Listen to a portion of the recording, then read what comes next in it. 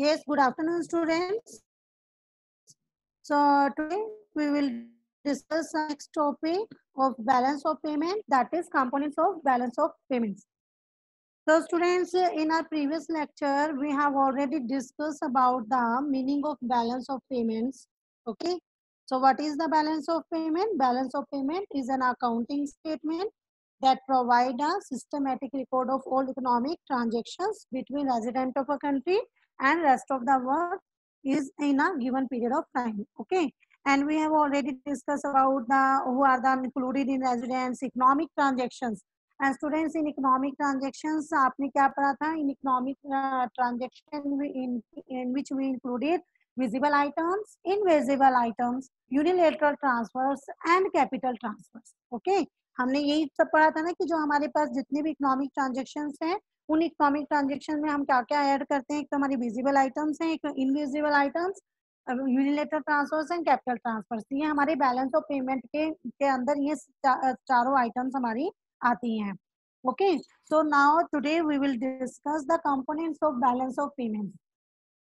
तो students actually क्या है जो हमने अभी पीछे हमने डिस्कस कर चुके हैं बैलेंस ऑफ पेमेंट में जो चार ट्रांजेक्शन कि visible item, invisible item and unilateral transfers and capital transverse. ये हमने चार चीजें पढ़ी हैं कि हमारी बैलेंस ऑफ पेमेंट में आती हैं. इसके अलावा हमने और क्या देखा था कि जो हमारा बैलेंस ऑफ पेमेंट है उसकी दो साइडेड होती है. जब हम अकाउंट बनाते हैं बीओपी अकाउंट तो उसकी टू साइड्स होती हैं, current account and capital account. और जो कॉमर्स के स्टूडेंट्स हैं वो तो बहुत अच्छे से इस चीज के बारे में सबको पता है कि वो कौन से होते हैं, credit side and debit side. ये दो हमारी साइड होती हैं बैलेंस ऑफ पेमेंट अकाउंट की. जितने भी टोटल सभी ऑल इनफ्लोज जो होते हैं वो हमारे क्रेडिट साइड आते हैं और जितने भी आउटफ्लोज होते हैं वो डेबिट साइड. यानी जो हमारे पास से पैसा जाएगा वो हम डेबिट साइड डालेंगे, जो हमारे पास बाहर से पैसा आएगा सभी ट्रांजेक्शन से वो हमारे क्रेडिट साइड में जाता है. ओके, सो अब क्या होता है जो बैलेंस ऑफ पेमेंट के अंदर, बैलेंस ऑफ पेमेंट में भी आगे क्या होते हैं, उसी के अंदर दो अकाउंट होते हैं. बैलेंस ऑफ पेमेंट में जो ट्रांजेक्शन होती है उनके दो अकाउंट होते हैं. एक तो होता है हमारा करंट अकाउंट और एक होता है कैपिटल अकाउंट. ठीक है, so all transactions in balance of payment can be grouped under two broad categories. First is current account and second is capital account.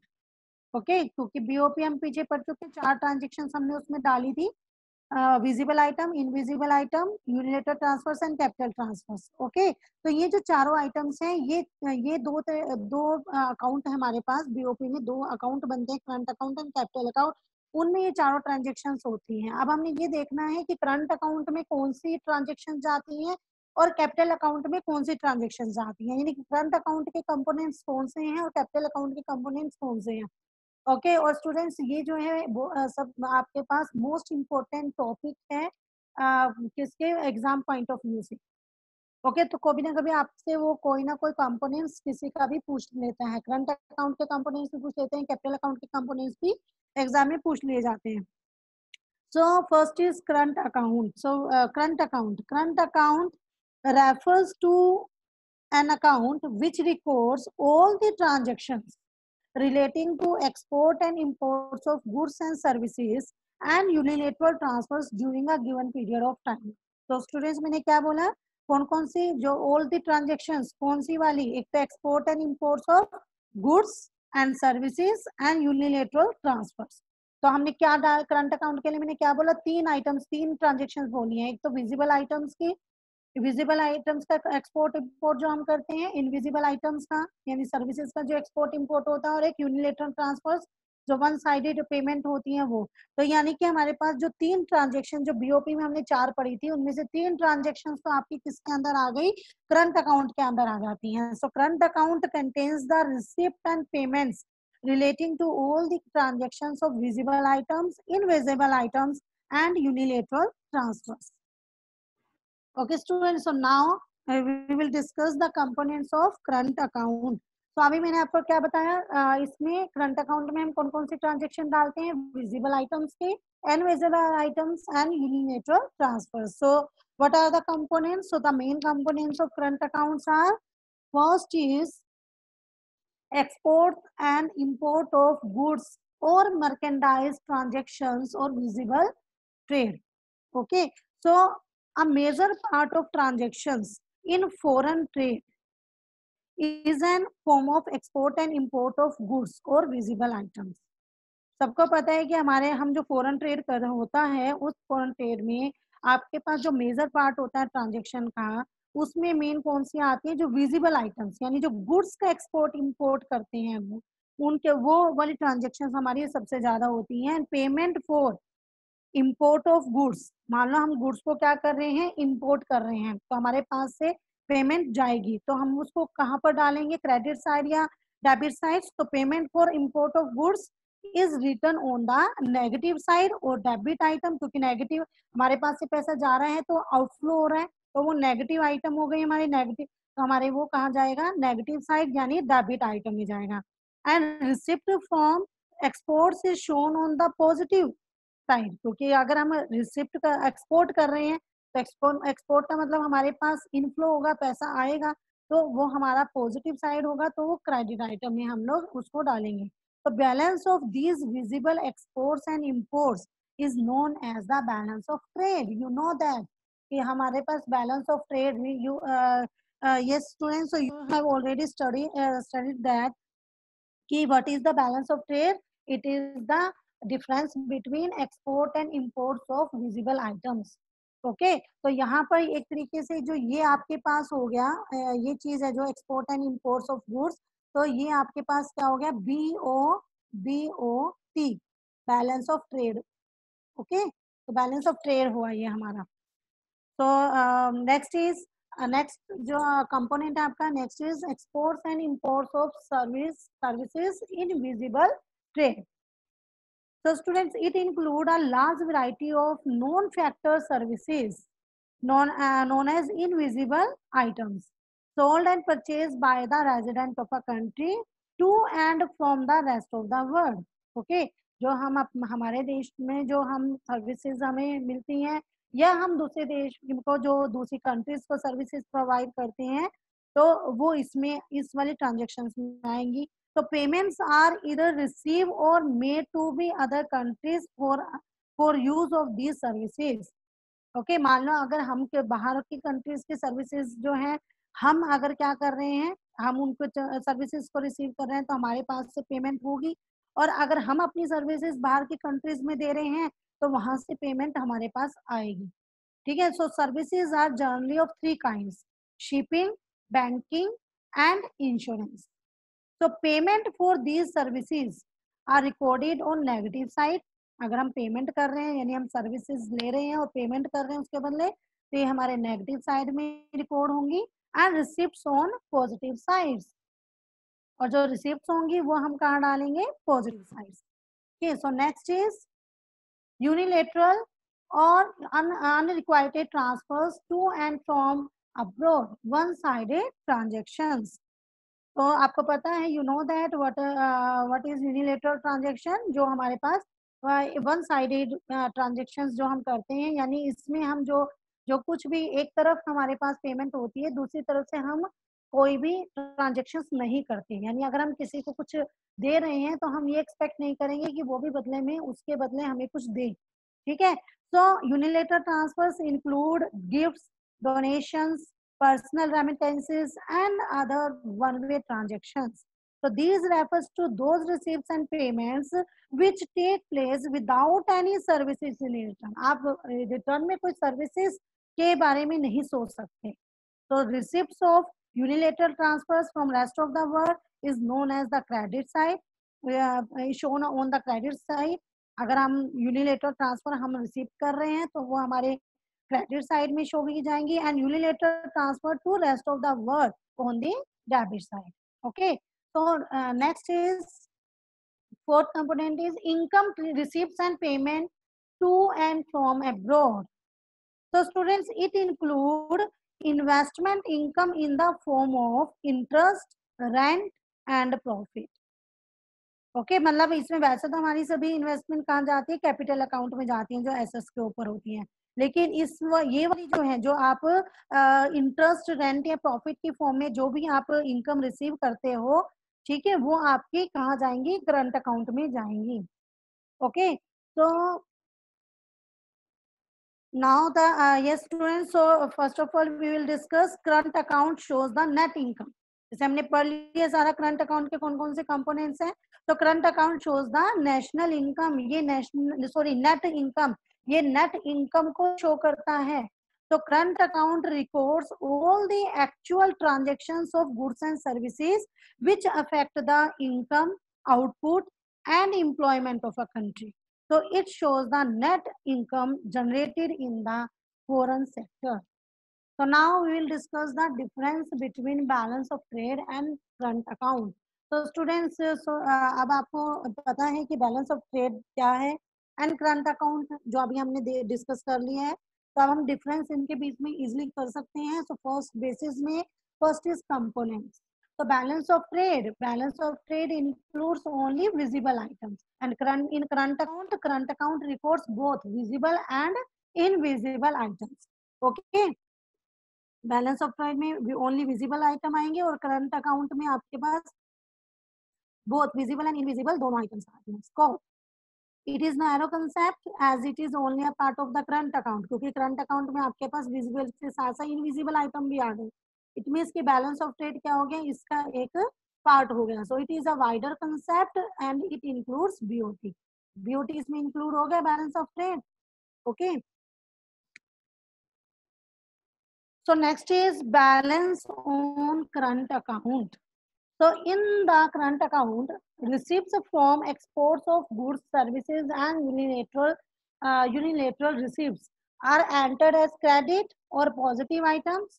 Okay, जो भी आप गुड्स सर्विसेज और यूनिलेटरल रिसिप्ट्स जो आपकी होती हैं एक्सपोर्ट के, तो मतलब जो आप गुड्स एंड सर्विसेज का एक्सपोर्ट करते हो और जो आपको यूनिलेटरल रिसिप्ट्स मिलती हैं, वो आपके पास कहाँ पर एंटर होती हैं, पॉजिटिव आइटम में credit side.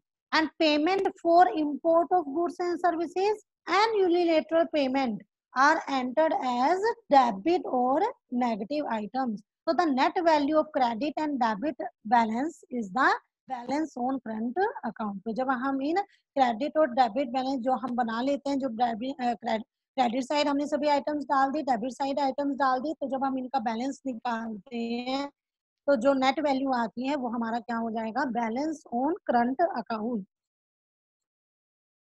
Yes students, so students, so surplus in current account arises when credit item are more than debit item. ठीक है, करंट अकाउंट में सरप्लस कब आएगा, जब हमारी क्रेडिट आइटम क्या होंगी, डेबिट आइटम से ज्यादा होंगी। And it indicates net inflow of foreign exchange, क्योंकि यहाँ पर क्रेडिट आइटम का मतलब अगर वो ज्यादा है तो इट मीन्स हमारे इनफ्लो ज्यादा हो रहे हैं फॉरेन एक्सचेंज के। And deficit in current account ये कब अराइज होगा, arises when debit items are more than credit items, that is when foreign exchange receipt in the current account falls short of foreign exchange payments. So it lead to current account deficit and it indicates net outflow of foreign exchange.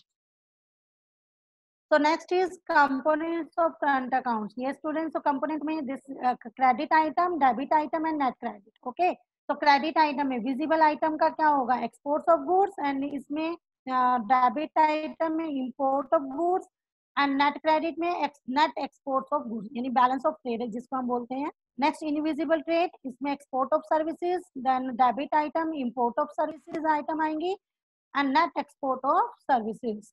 Next is unilateral transfer. So unilateral transfer में transfer receipt, यहाँ पर credit item में transfer receipt जो हम कर रहे हैं, यहाँ ट्रांसफर पेमेंट हो रही है। एंड नेट क्रेडिट में net transfer receipt. Okay, so next is fourth income receipt and payment. जो हम इनकम रिसिप्ट करेंगे वो क्रेडिट आइटम है, इनकम पेमेंट होगी तो डेबिट आइटम है।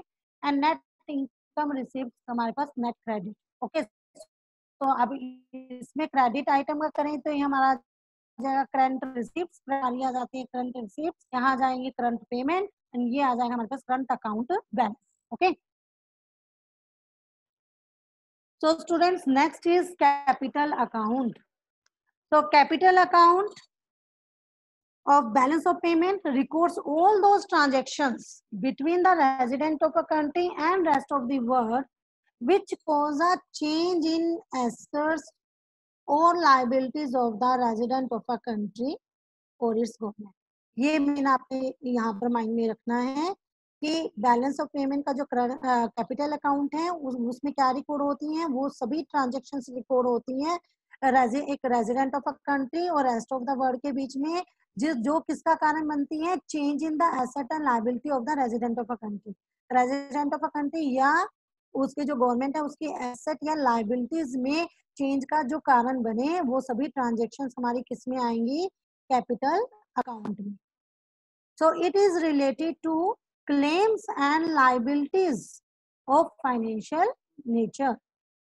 So capital account is used, और स्टूडेंट्स आप गवर्नमेंट बदल आप पर तो कैसे जो कैपिटल जो ट्रांजेक्शन होती है, कैपिटल रिसिप्ट आप ले करते हो तो उससे आपकी लाइबिलिटी क्रिएट होती है या फिर आप जो एसेट क्रिएट करते हो। ओके, तो ये जो कैपिटल ट्रांजेक्शन्स होती हैं इससे क्या होता है, आपके क्लेम्स और लाइबिलिटीज जो होती हैं फाइनेंशियल नेचर की क्लेम्स एंड लाइबिलिटीज से ये रिलेटेड है।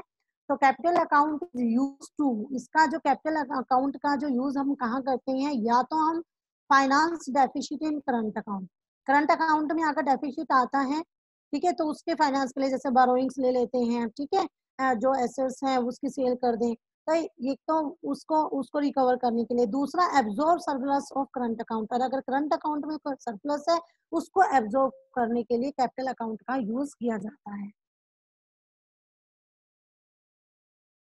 So next is components of capital accounts. So the main component of capital accounts are, ये स्टूडेंट्स, तो अब हम यहाँ पर कंपोनेंट्स देखते हैं।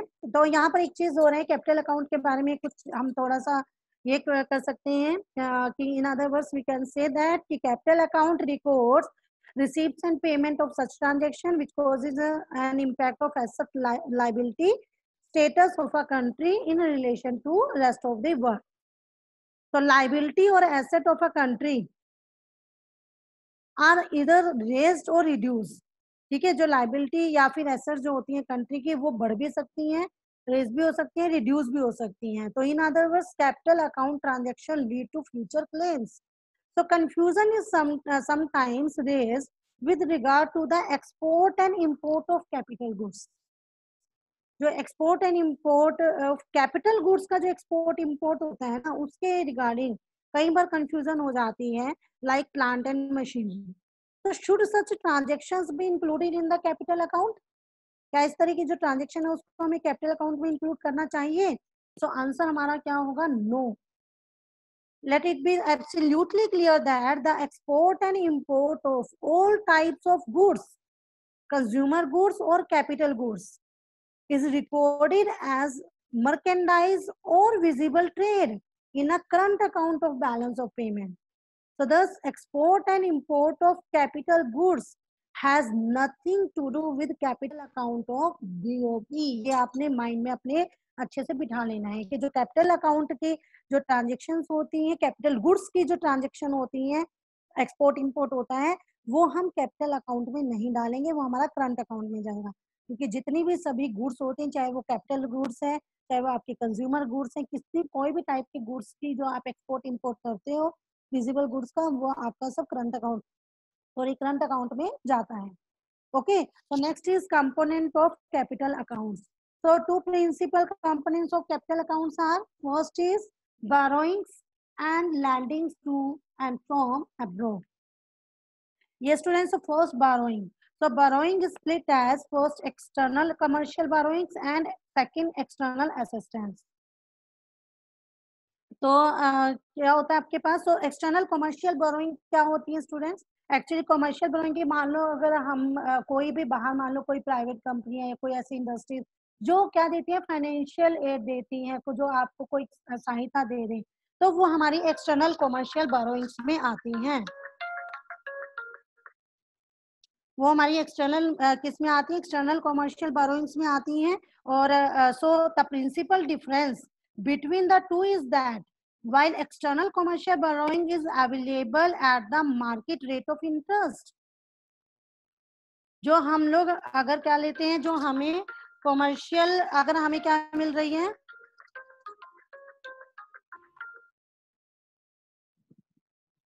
Yes, the principal difference between the two is that while external commercial borrowing is available at the market rate of interest in the international money market, or external assistance is available at the concessional rate of interest.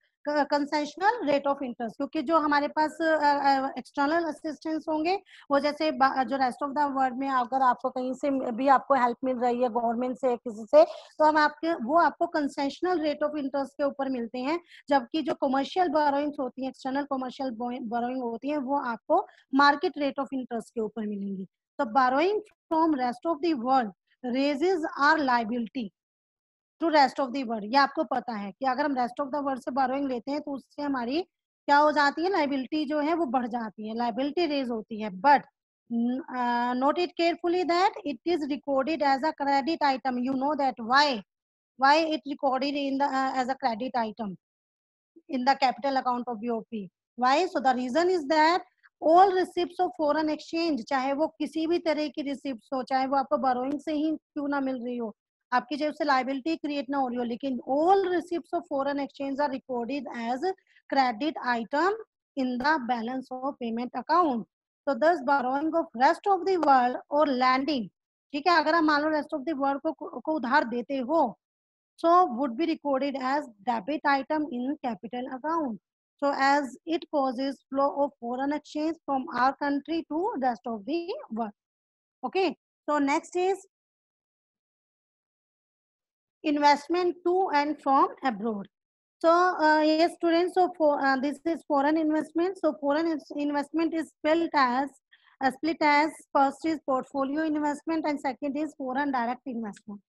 So portfolio investment basically refers to foreign institutional investment, and it is investment by rest of the world in shares and bonds of the domestic companies. Actually student, जो आपके पास portfolio investment होती है, ये वो वाली investment होती है जिसमें आपका कोई कंट्रोल नहीं होता, यानी कि it refers to purchase of an asset such that it doesn't give any direct control over the asset of the purchaser. मतलब आपने जैसे किसी के शेयर खरीद लिए, ठीक है, और शेयर वगैरह खरीद लिए किसी कंपनी के बाहर, तो आप उसके क्या नहीं हो जाता, आपका डायरेक्ट कंट्रोल नहीं होता उनके ऊपर।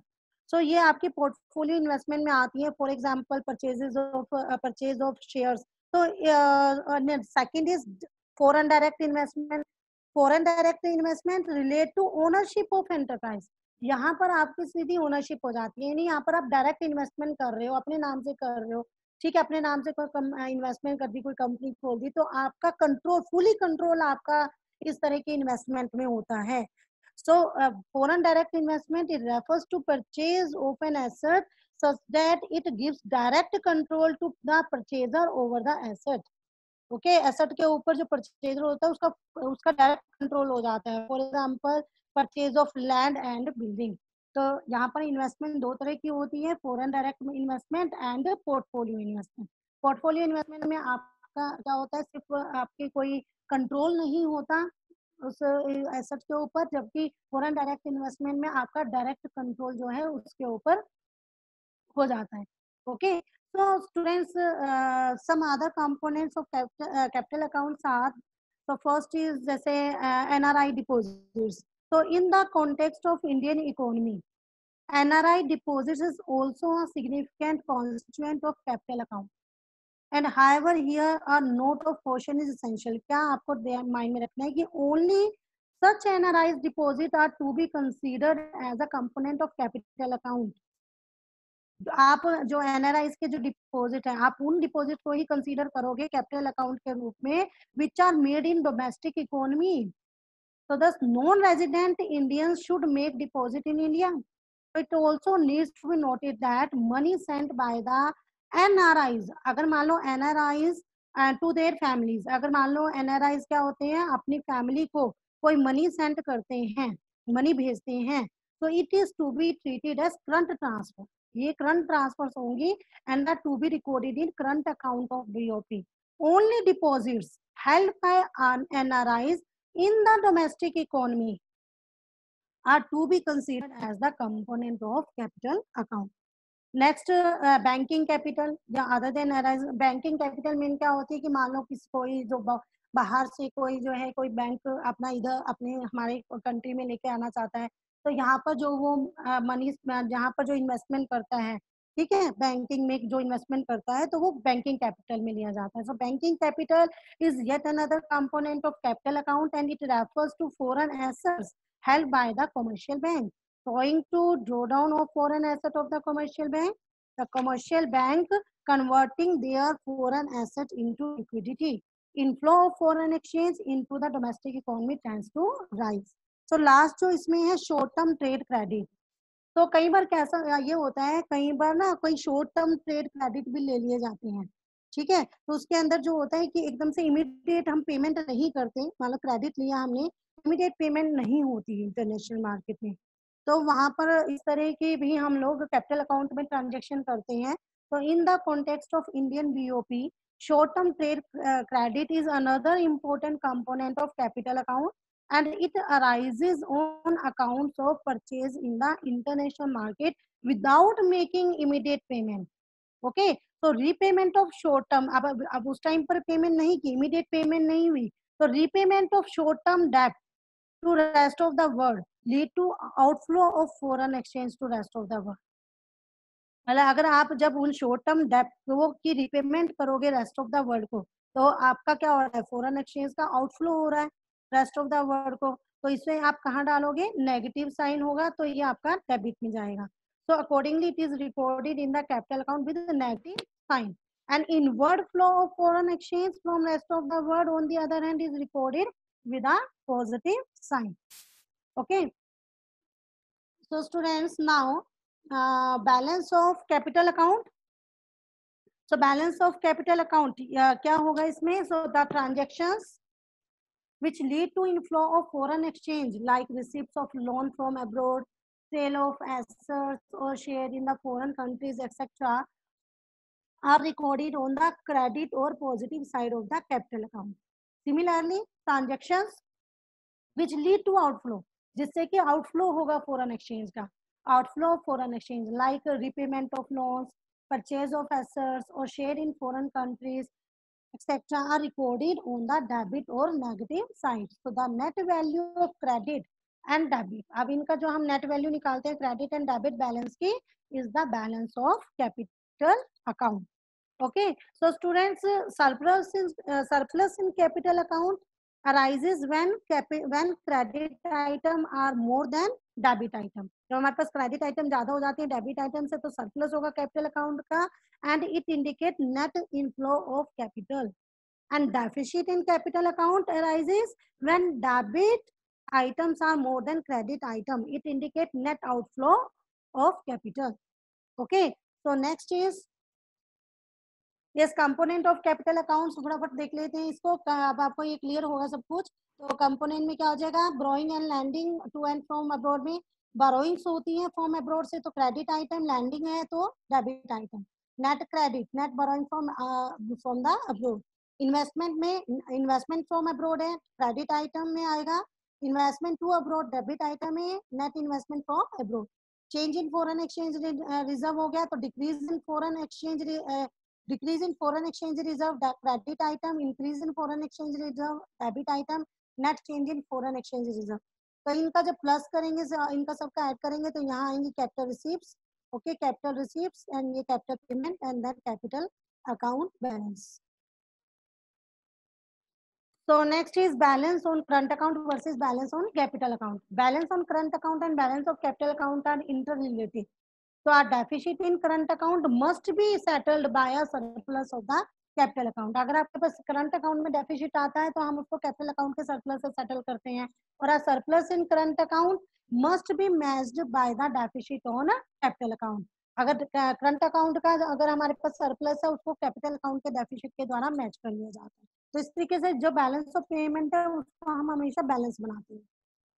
So next is difference between current account and capital account.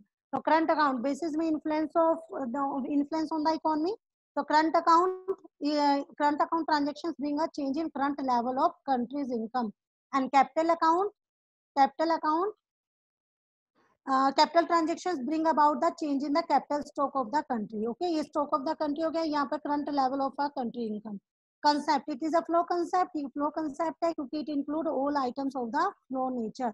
And it is a stock concept as it include all items expressing change in stock. Component में करंट अकाउंट के पता है आपको क्या है, visible trade, invisible trade, unilateral transfers and income receipts and payments.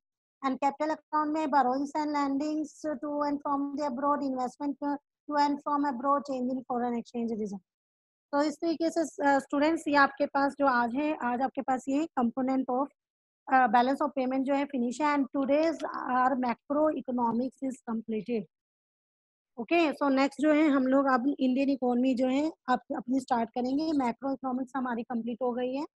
अगर आपको macro economics में से कहीं से अगर कुछ भी आपको पूछना है तो आप मुझे आप बाद में जो है आप मुझे मैसेज कर सकते हैं कि ये कंसेप्ट हमें क्लियर कर दीजिए. Okay, so that's all for today. Have a good day.